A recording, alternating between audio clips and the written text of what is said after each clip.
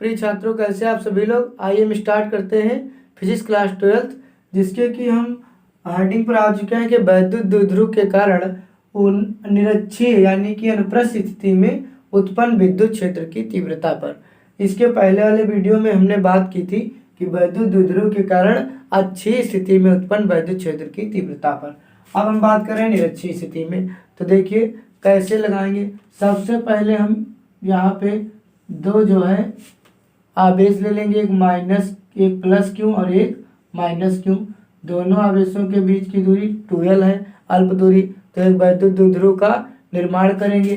अब यहाँ पर क्या करेंगे, इसके मध्य बिंदु O से स्मॉल r दूरी पर एक बिंदु P लेंगे, जहाँ में वैद्युत क्षेत्र की तीव्रता ज्ञात करनी है। देखो क्यों क्या करेगा, इस पे बाहर की तरफ जो है बल लगाएगा।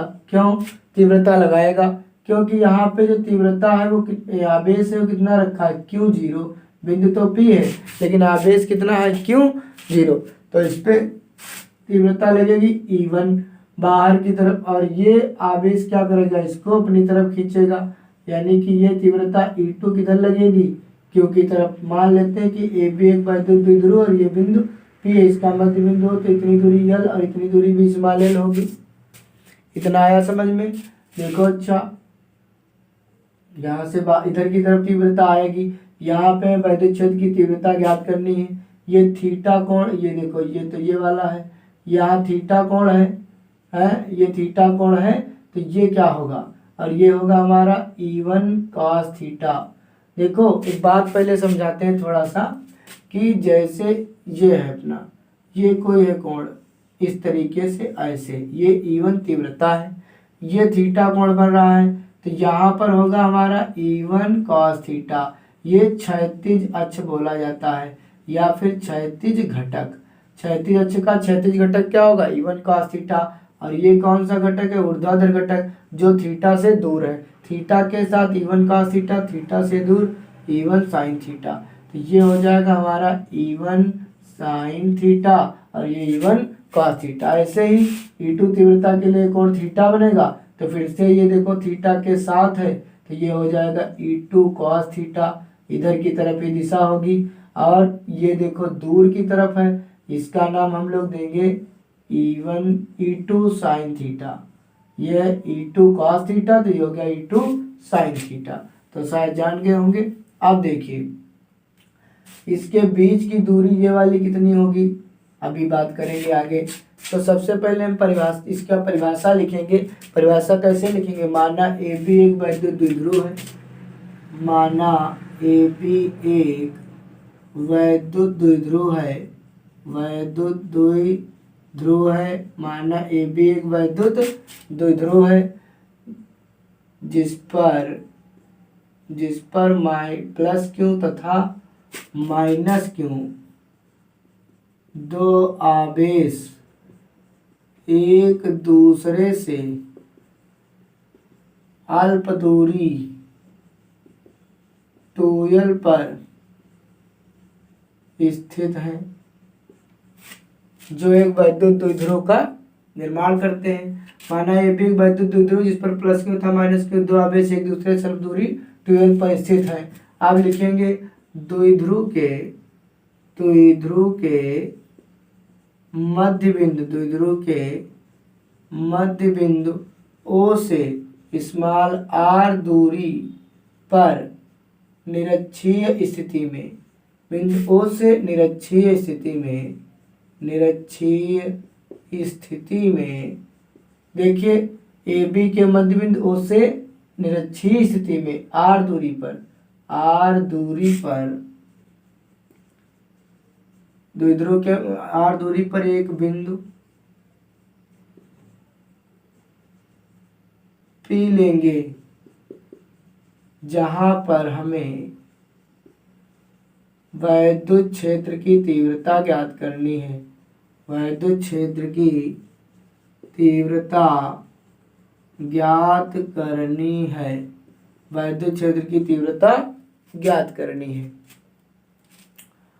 माना ये भी एक वैद्युत द्विध्रुव है जिस पर प्लस क्यू था माइनस क्यू दो आवेश अल्प दूरी 2l पर स्थित है। द्विध्रुव के मध्य बिंदु O से निरक्षीय स्थिति में r दूरी पर एक बिंदु P लेंगे जहाँ पर हमें वैद्युत क्षेत्र की तीव्रता ज्ञात करनी है। अब हम क्या करेंगे इसके लिए देखते हैं। आप बिंदु P पर निकालेंगे तीव्रता, तो यहाँ पे लिखेंगे कि प्लस Q आवेश के कारण, प्लस Q आवेश के कारण बिंदु P पर वैद्युत क्षेत्र की तीव्रता, वैद्युत क्षेत्र की तीव्रता ये कितनी होगी, E1 बराबर 1/4πε0 Q बटे R स्क्वायर। अब देखो तीव्रता E1 प्लस Q आवेश के कारण है, तो दूरी कितनी होगी AP, तो यहाँ AP का स्क्वायर। दिशा किधर होगी, A से P की तरफ, यहाँ लिख देंगे AP दिशा में, AP दिशा में, ये हो गई दिशा। और जो माइनस Q आवेश के कारण होगी वो PB दिशा में होगी। अब AP कैसे निकालेंगे देखेंगे, त्रिभुज ले लेंगे, त्रिभुज AOP, यहाँ लिखेंगे समकोण त्रिभुज, समकोण त्रिभुज AOP में, AOP में पाइथागोरस प्रमेय से, पाइथागोरस प्रमेय से, पाइथागोरस की प्रमेय क्या होती, कर्ण का वर्ग बराबर लंब का वर्ग प्लस आधार का वर्ग। तो कर्ण कितना है AP, तो AP का वर्ग बराबर लंब, लंब कितना है OP का वर्ग प्लस आधार कितना है AO का वर्ग। तो देख लीजिए OP का मान कितना है हमारा R का वर्ग प्लस AO का वर्ग मान कितना है L स्क्वायर।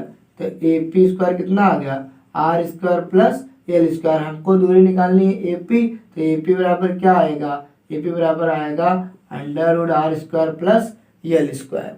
तो जब इसमें रख देंगे तो हमारी तीव्रता कितनी आ जाएगी, यहाँ पर तो तीव्रता हमारी आ जाएगी E1 = 1/4πε0 और यहाँ Q बटे, और हमारी आ जाएगी देखो √R स्क्वायर L स्क्वायर का होल स्क्वायर करेंगे तो AP स्क्वायर आ जाएगा R square plus L square. समीकरण नंबर 1। अब माइनस Q आवेश के कारण निकालेंगे आगे। अब लिखेंगे माइनस Q आवेश के कारण, माइनस Q आवेश के कारण बिंदु P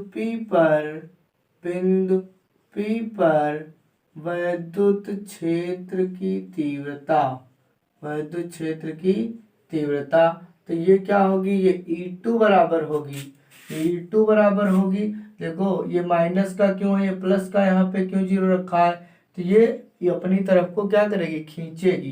तो यहाँ E2 बराबर क्या होगा 1/4πε0 और Q बटे बीच की दूरी कितनी है BP स्क्वायर, फिर 1/4πε0 Q बटे BP का मान कितना है R square plus L square का √ और √ का स्क्वायर करेंगे तो इतना ही आएगा।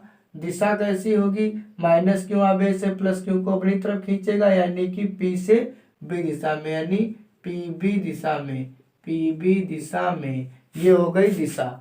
अब देखिए E1 और E2 आपस में क्या है, बराबर। अभी हमने E1 लिखा था कितना था 1/4πε0 Q बटे R square plus L square, केवल दिशा बदली हुई है, बाकी तीव्रताएं क्या है, बराबर ही है। तो E1 हो गई प्लस Q आवेश के कारण, E2 हो गई माइनस Q आवेश के कारण।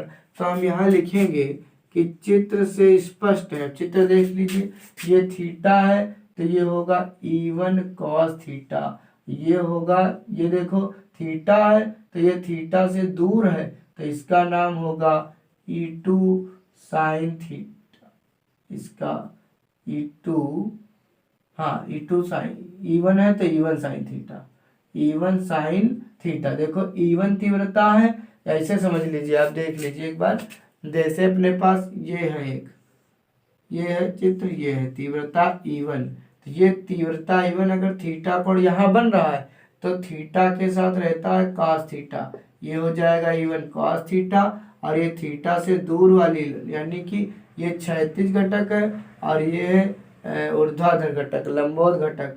तो ऊर्ध्वाधर घटक को लिखेंगे E1 sin थीटा, हमने इसको लिखा E1 sin थीटा और इसको लिखा E1 cos थीटा, समझ गए होंगे आप। यह है क्षैतिज घटक, ये है क्षैतिज घटक, और ये है अपना ऊर्ध्वाधर घटक, ऊर्ध्वाधर घटक। ऊर्ध्वाधर साइन होता है, क्षैतिज कॉस थीटा होता है।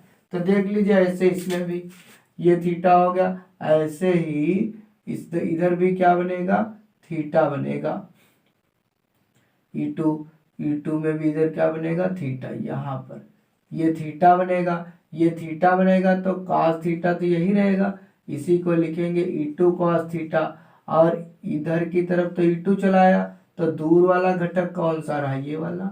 दूर वाला घटक कौन है, ये है दूर का घटक। तो इसका नाम देंगे हम लोग E2 sin थीटा, इसका नाम हम लोग देंगे यहाँ पे E2 sin थीटा। शायद आप जान गए होंगे, थोड़ा चित्र बड़ा बना के भी दिखाई दे रहे हैं।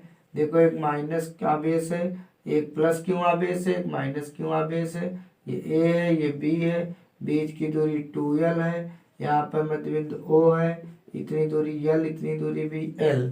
अब देखिए यहाँ से r दूरी पर एक बिंदु P है जहाँ पर Q0 आवेश रखा हुआ है।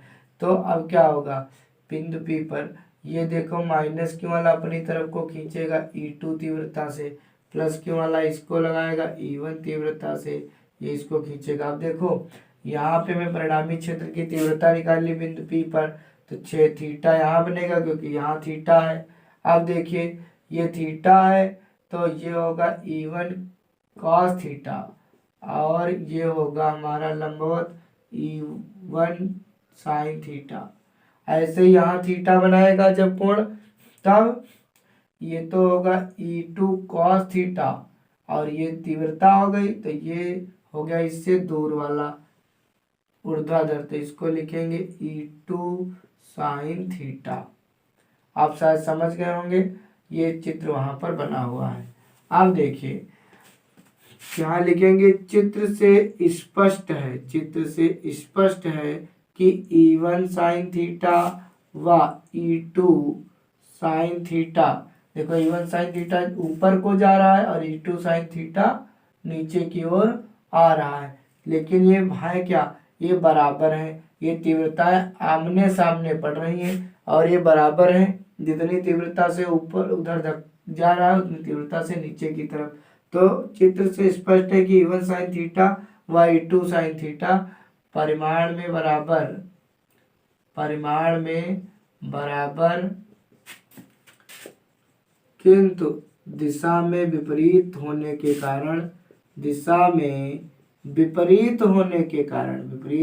के कारण ये एक दूसरे के प्रभाव को नष्ट कर देते हैं।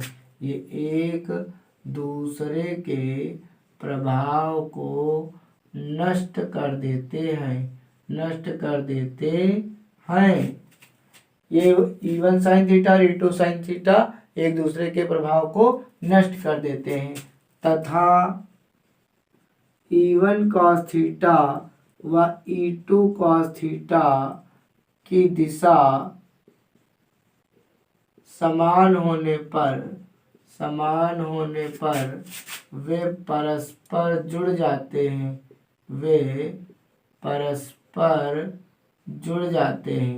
वे आपस में क्या हो जाते हैं, जुड़ जाते हैं। E1 cos थीटा और E2 cos थीटा जुड़ जाते हैं। अतः बिंदु P पर परिणामी वैद्युत क्षेत्र की तीव्रता, तो ये क्या होगी, E = E1 cos theta plus E2 cos theta, दोनों जुड़ जाएंगी तो आएगा कितना, देखो पहली बात तीव्रताएं सेम है यहाँ पे, तो E1 बराबर क्या है, E1 बराबर E2, जितनी तीव्रता E1 की लग रही है उतनी E2 की, तो यहाँ लिख लेंगे E1 cos theta plus E1 cos theta, तो हो जाएगा हमारे पास 2E1 cos थीटा। ये आ रही हमारी तीव्रता। अब मान रखेंगे, चाहे E1 का मान रख दे चाहे E2 का, बात तो एक ही है। तो यहाँ पे हम E1 का मान रखेंगे और cos थीटा निकालना है। अब देखिए यहाँ से cos थीटा कैसे निकाल लेंगे, तो सबसे पहले हम जो है cos थीटा यहाँ पे निकालेंगे और ऊपर का रफ कर रहे हैं यहाँ पर। यहाँ निकालेंगे त्रिभुज, कोई ले लेते हैं कि त्रिभुज AOP में cos थीटा बराबर आधार बटे कर्ण, आधार बटे कर्ण ये होता है जब त्रिकोणमिति पढ़ा होगा। cos थीटा इक्वल टू आधार बटे कर्ण, आधार कितना है देख लीजिए L और कर्ण कितना है √r² प्लस L²। ये हो गया, ये cos थीटा का मान, ये E1 का मान अब रखते हैं, बिंदु P पर परिणामी क्षेत्र की तीव्रता निकालते हैं। तो देखिए कितना आएगा, E बराबर vector E equal to 2E1। अब E1 का मान कितना है यहाँ पे देखिए, E1 का मान कितना है 1/4π0 क्यों बटे r² plus L² into cos theta, cos theta का मान है L/√r² plus L²। Under root का मतलब होता है 1/2 घात। यहाँ पर कितनी घात है 1। अब देखिए 1/4π0 ऐसे लिखा रहेगा, 2ql एक पास लिखेंगे यानी q इंटू 2l और नीचे r² प्लस L² के घात कितना हो जाएगा 1 ये और 1/2 ये घात, यानी 1 में आधा जुड़ेगा 1.5 यानी 2 1 कम 2 1 3/2। तो यहाँ डायरेक्टली लिख लेंगे 3/2। फिर देखेंगे कि सूत्र होता है वैद्युत द्विध्रुव आघूर्ण का P बराबर Q इंटू 2l।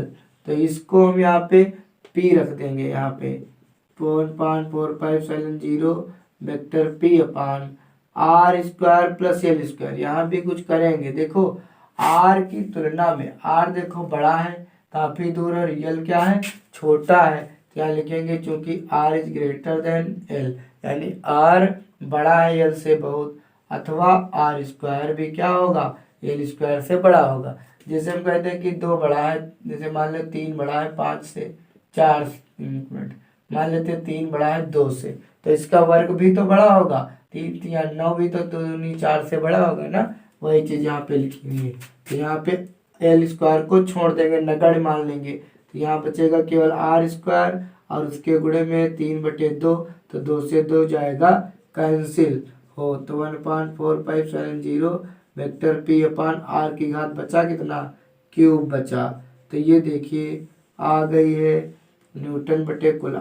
वैद्युत क्षेत्र की तीव्रता अनुप्रस्थ स्थिति में यानी कि निरक्षीय स्थिति में हम लोग वैद्युत क्षेत्र की तीव्रता जो है ज्ञात कर चुके हैं। आज की क्लास में हम यहीं तक रखेंगे, केवल निरक्षीय स्थिति पढ़ाए हैं, आप इसको बार बार रिवीजन करिए। वीडियो लंबा हो गया है, शायद हमने जो भी इसमें है पूरी डिटेल बताई है, इसीलिए लंबा हो गया वीडियो, वरना ये शॉर्ट में लिखना चाहते हैं तो कब का ये लग गया होता। ठीक, ये वीडियो बहुत अच्छा है, आप इसको देखिए, लाइक करिए और हमको बताइए। तब तक के लिए धन्यवाद, टेक केयर।